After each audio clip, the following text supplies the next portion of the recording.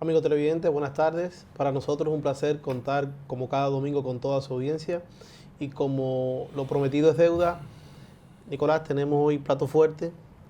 Así es, Matos. Tenemos la participación del licenciado José Luis Malcún, quien es en la actualidad el presidente del Colegio Dominicano de Economistas y es gobernador del Banco Central. Licenciado Malcún, bienvenidos. Muchas gracias por la Quisiéramos invitación. que usted nos analice cuál es la situación actual de la economía dominicana ante el contexto mundial. Bueno, en realidad las informaciones que están difundiéndose a nivel, yo no voy a hablar de un discurso presidencial o de informaciones que vienen de diferentes fuentes oficiales, sino voy a referirme a aquella que se publican en diferentes organismos internacionales, ¿Correcto? como el Fondo Monetario, el Banco Mundial, la CEPAL, donde obviamente la ventaja que tiene esa información es que hace comparaciones. O sea, te dice, bueno, ¿dónde estamos nosotros? Y realmente en términos económicos, la República Dominicana en este momento, no hay duda de que se encuentra en un nivel privilegiado, tanto en cuanto al crecimiento, en cuanto a su manejo fiscal y monetario. Se ha mejorado el empleo considerablemente.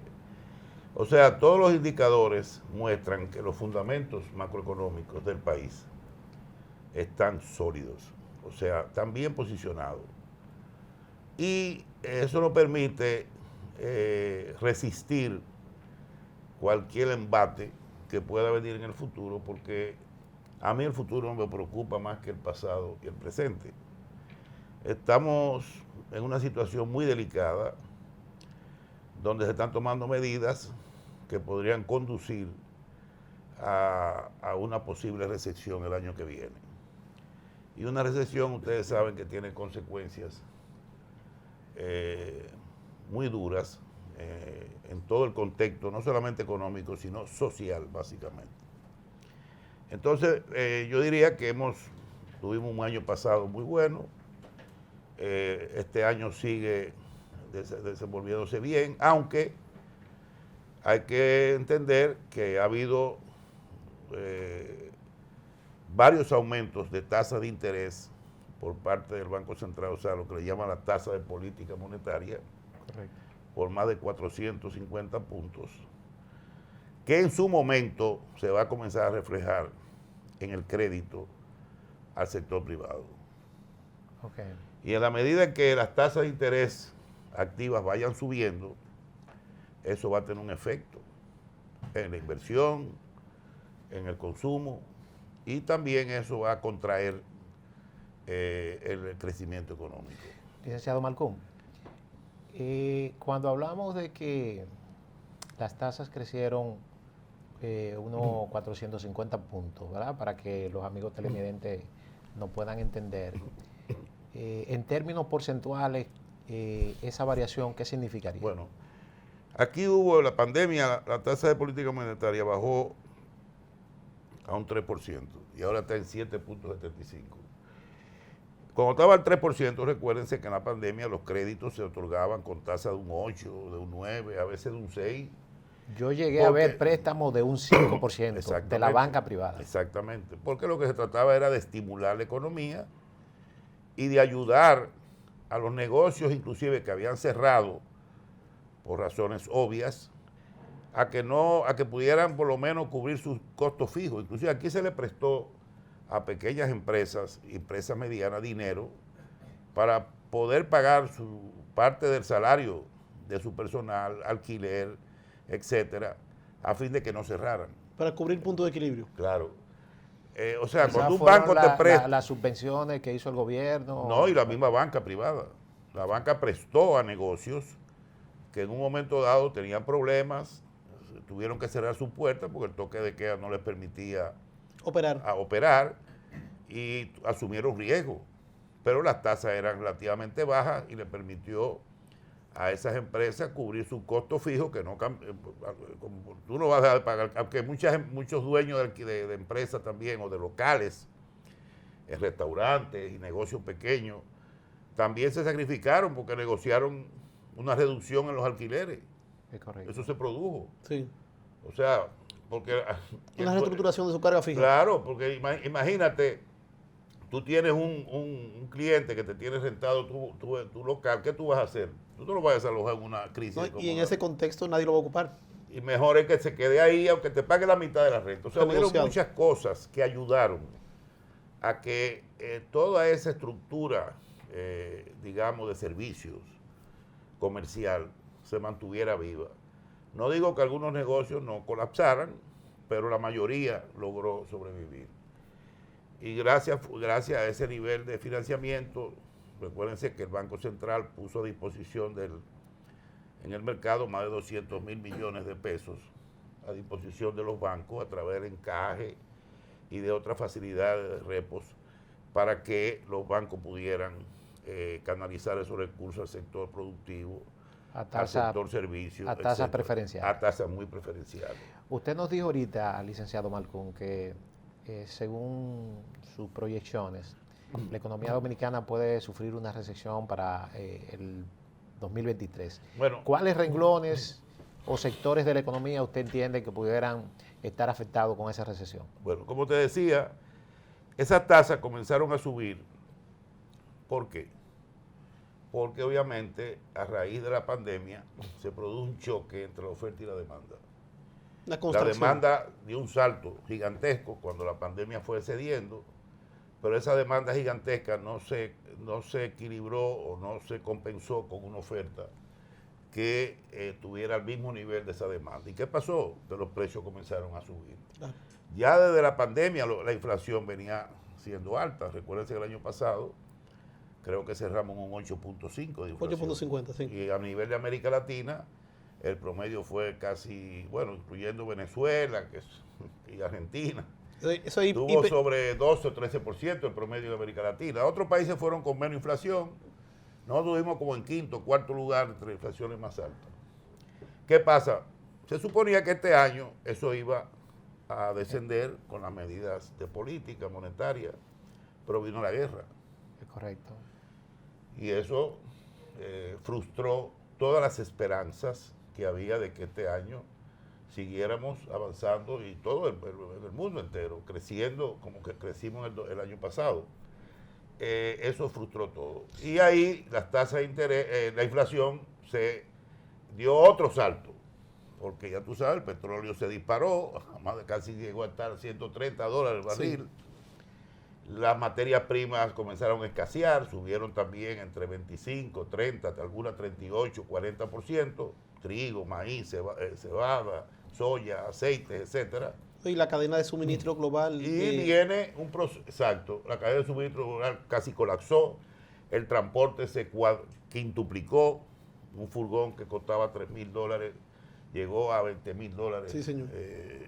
Cada uno. Entonces, y eso trajo como consecuencia que los bancos centrales en el mundo entero comenzaran a luchar por frenar la inflación. Y esa lucha viene a través de las tasas de interés. Comienzan a aumentar las tasas y, como decía en el caso nuestro, de 300, de 3 puntos llegó a 7,75 ahora, y eso obviamente se va a reflejar en un aumento de las tasas de los bancos. Todavía no se ha reflejado porque hay muchos créditos que se otorgaron a tasa fija hasta un plazo de 1 año, 2 años, pero en un momento dado eso va a repercutir seriamente. ¿Qué va a pasar? Inflación, recesión, que hablábamos hace un rato, que tú me decías. Correcto. Que escribí un artículo sobre eso. Recesión versus inflación. Obviamente, si tú pones las dos cosas en la balanza, la inflación tiene más prioridad que cualquier otra variable de economía. O sea, es más negativa que la recesión. No, es más prioritaria, es más importante luchar contra la inflación que preocuparse por una recesión. A contrarrestarla, ¿no? Exacto. Por el impacto que produce en el poder adquisitivo. Exactamente. La inflación es mortal porque reduce la capacidad de compra, o sea, reduce el poder adquisitivo de la gente de los más pobres, o sea, afecta duramente a la clase de más bajos ingresos, como de hecho está sucediendo. Según la CEPAL, entre el año 2020 y 2021, el salario se depreció un 10%, o sea que tú tendrías que hacer un ajuste de 10% del salario. Para equiparar. Para equiparar. Y como este año, a fin de año, habrá que hacer un ajuste de 25% o 20% en el salario. O sea, ¿Qué pasa? En este año el salario se ha deprimido aproximadamente un... Bueno, a esta fecha, si estaba en un 10% en el año 2021, hasta ahora estará en un 15 o 16%. Acumulada. Exacto.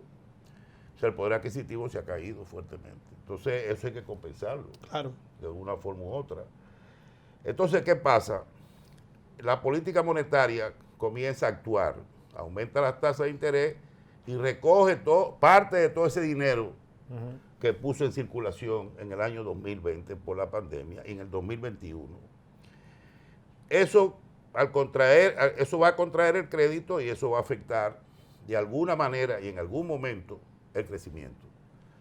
O impacta de manera significativa el medio circulante. Y eso es lo que los economistas y algunos bancos centrales, como el de Inglaterra, por ejemplo, están proyectando que la economía, en el caso inglés, puede entrar en recesión inclusive antes de terminar el año, en el último trimestre. Otros hablan de que el 2023, muchas economías también van a entrar en recesión, principalmente Europa, inclusive China ya está cayendo, la economía ha caído. En Estados Unidos hay una recesión técnica, porque el PIB ha caído ya 2 veces. Aunque tú dirás, ¿hay recesión en Estados Unidos? Bueno, no lo parece, porque hay pleno empleo. El empleo sigue muy sólido. Pero o sea, hay unos altos niveles de inflación. Pero hay una inflación del 9%. Es correcto, es correcto. Y ellos van a tener que seguir aumentando la tasa de interés. En un momento dado, eso va a tener un efecto directo en el crecimiento y el desempleo va a aumentar. Claro. Y por eso se prevé que el 2023 va a ser un año muy difícil. Un año donde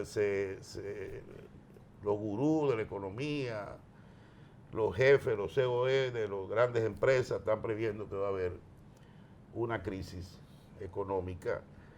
Y claro, a nosotros lo importante es que esa crisis no nos dé, digamos, de frente, que sea una crisis que por nuestros fundamentos macroeconómicos y nuestra capacidad de resiliencia, tenemos, digamos, sectores que están creciendo muy bien, zona franca, turismo, remesa, que todos se pueden ver afectados. Una recesión, telecomunicaciones, todos se pueden ver afectados, pero de alguna manera tenemos una base que nos permitiría que los vientos, ciertos vientos huracanados nos den, pero no va a entrar el ojo del huracán aquí, va a estar un poco alejado. Perfecto.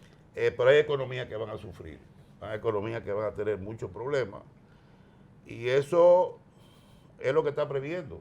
Hoy en día la mayoría de los expertos, diariamente leo muchas opiniones, economistas de prestancia o de prestigio a nivel internacional, que dicen, bueno, ¿hasta cuándo vamos a subir la tasa de interés sin afectar el crecimiento?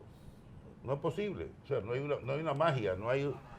la economía no tiene una cosa no va directamente relacionada con la otra. Una cosa está relacionada con la otra. Sí. Pero lo más importante es bajar la inflación. Aunque el crecimiento baje, nosotros, por ejemplo, ¿cuánto vamos a crecer este año? Estamos creciendo en el primer semestre en un 5.6%. Pero es obvio que el crecimiento va a ir reduciéndose. Eso dice la teoría económica. Perfecto. Es correcto. En la medida en que el crédito se restringe, el consumo, la inversión, etcétera, es obvio que la economía va a ir perdiendo dinamismo. Pero el Banco Central prevé que podemos cerrar con un 5%. Si cerramos con un 5% este año, seríamos por lo menos el segundo o el tercer país con el crecimiento más alto de América Latina. Perfecto. en el segundo bloque, señor Mercún, nosotros queremos tratar esa parte y saber su punto de vista en torno a lo que es, sobre todo las medidas de subsidio y demás que el gobierno ha tomado para fines de poder equilibrar el efecto económico. Volvemos en breve.